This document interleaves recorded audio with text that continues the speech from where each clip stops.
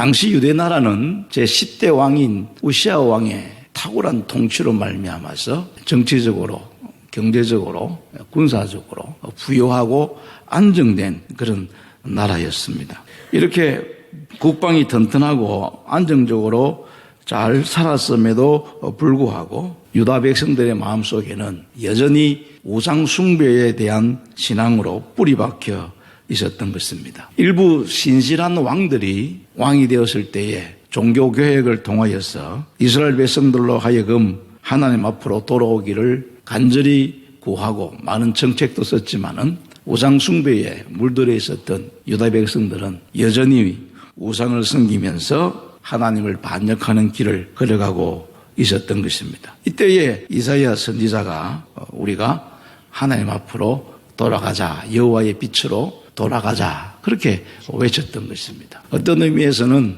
오늘 우리 시대에도 그 어느 시대의 이상으로 반기독교적인 하나님을 배역하는 그런 시대에 살고 있습니다. 먼저 생각할 것은 여호와의 빛이라는 것이 무엇인가 하는 것입니다.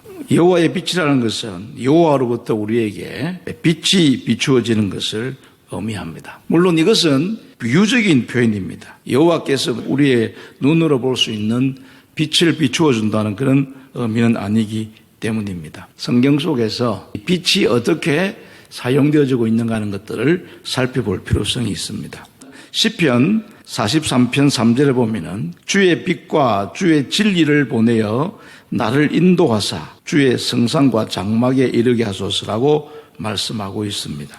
여기서 주의 진리는 주님께서 보내신 빛이라는 그런 의미입니다. 시편 119편 105절에는 주의 말씀이 내 발의 등이요 내 길의 빛입니다. 구약 성경의 여러 곳에서 여호와의 빛이라고 표현할 때는 그 빛이 바로 하나님의 말씀에 해당된다는 것을 우리가 알 수가 있습니다. 신약 성경을 보면은 요한복음 1장 9절에 보면은 참빛 곧 세상에 와서 각 사람에게 비추는 빛이 있었나니 그 빛이 누구냐? 예수 그리스도시다. 생명의 빛 되시는 예수 그리스도를 마음 가운데 모시고 하나님의 말씀의 기준에 비추어서 살아가는 것, 그것을 여호와의 빛에 행하는 것으로 말씀을 하고 있는 것입니다. 그러면서 오늘 본문 말씀 밑으로 6절 이하를 읽어보면은 여호와의 빛에 행한다는 것이 도대체 어떤 것인가?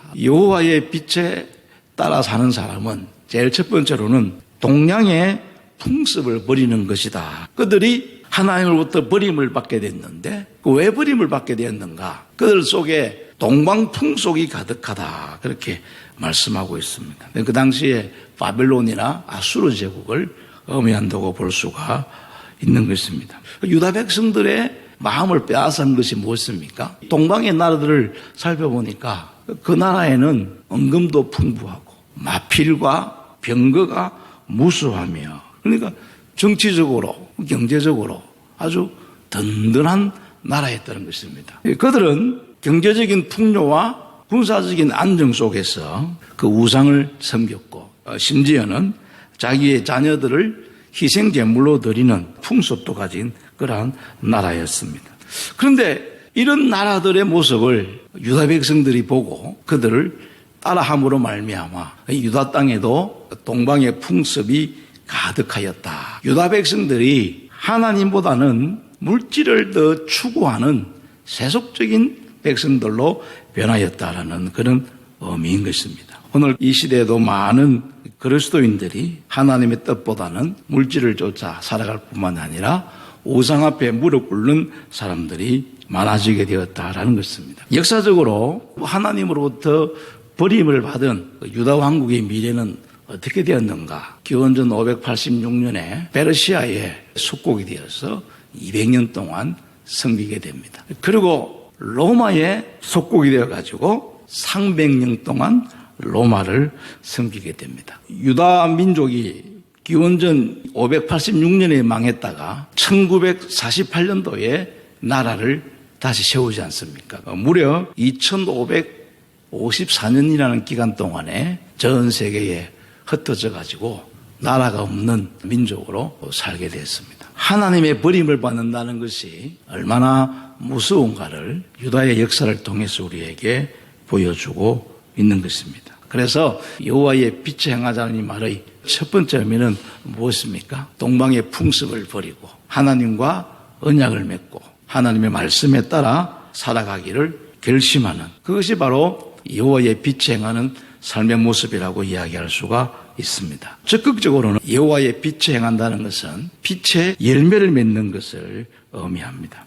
에베소서 5장 8절에 보면은 너희가 전에는 어둠이더니 이제는 주 안에서 빛이라, 빛의 자녀들처럼 행하라, 그렇게 말합니다. 그런데 우리가 성경 속에서 우리를 빛이라고 말할 때에 한 가지 주의할 것은 있습니다. 우리가 빛을 바라는 사람이 아니라 마치 달과 같은 존재라는 것입니다.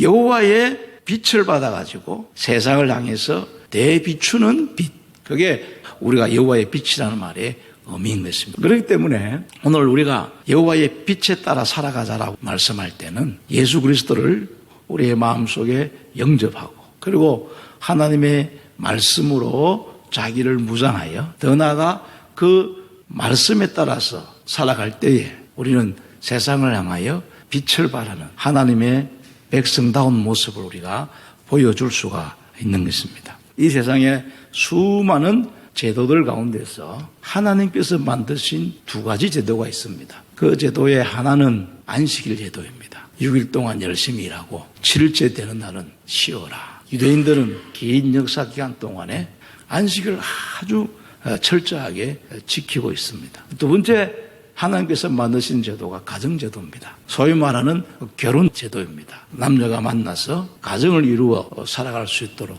만든 가정제도는 하나님께서 유일하게 만드신 두 제도입니다. 그런데 동성애나 차별금지법들이나 이 모든 법들의 이면 속에는 가정을 무너뜨리고 안식일 제도를 무너뜨리는 그러한 전략이 있음을 우리가 부인할 수가 없는 것입니다.